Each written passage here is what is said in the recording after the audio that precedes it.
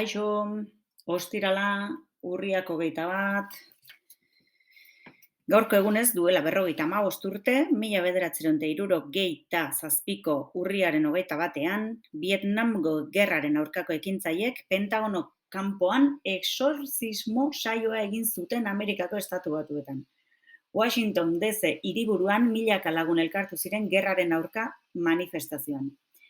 Horren ostean, 100 ekintzaile Pentagonora joan ziren. Abby Hoffman ekintzailea, Allen Ginsberg idazlea eta The Fax musika taldearen hitzei jarraituz, exorcismo zeremonia bat egin eta eraikina lebitarazten saiatu ziren.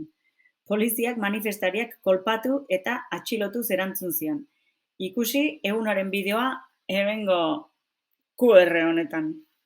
Ni baintxe noa ikustea.